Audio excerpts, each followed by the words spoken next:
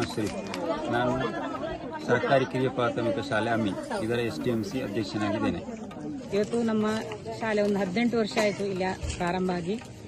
ಸೌಲಭ್ಯ ಗೌರ್ಮೆಂಟ್ ಸಿಕ್ಕೋ ಸೌಲಭ್ಯ ಇಲ್ಲ, ಆ ಕಾರಣ ನಾವು ಪ್ರತಿಭಟನೆ. ಇಲಾಖೆಯಲ್ಲಿ ಶಿಕ್ಷಕರ ಸಂಖ್ಯೆ ಕಡಿಮೆ ಉಂಟು, ಕೊಡಲಿಕ್ಕೆ ಆಗುವುದಿಲ್ಲ ಅಂತ ಹೇಳಿದ್ದಾರೆ.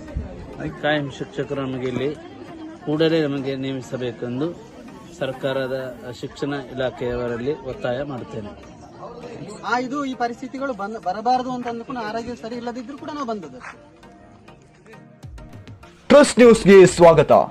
ನಾವಿವತ್ತು ಇರುವಂತಹದ್ದು ಸುಳ್ಯ ವಿಧಾನಸಭಾ ಕ್ಷೇತ್ರಕ್ಕೊಳಪಡುವ ಬೆಳಂದೂರು ಗ್ರಾಮದ ಅಮೈಕಿರಿಯ ಪ್ರಾಥಮಿಕ ಶಾಲೆಯಲ್ಲಿ. ಇಲ್ಲಿನ ಸಮಸ್ಯೆಯೊಂದೇ, ಇಲ್ಲಿ ಖಾಯಂ ಸರ್ಕಾರಿ ಶಿಕ್ಷಕರಿಲ್ಲ. ಇದ್ದ ಒಬ್ಬ ಶಿಕ್ಷಕಿಯು ವರ್ಗಾವಣೆ ಪಡೆದು ಇಲ್ಲಿಂದ ಕಾಲ್ಕಿತ್ತದ್ದು ವಿದ್ಯಾರ್ಥಿಗಳ ಪೋಷಕರಿಗೆ ಹಾಗೂ ಊರವರಿಗೆ ತಿಳಿದದ್ದು ಆಕೆ ಹೋದ ಬಳಿಕ.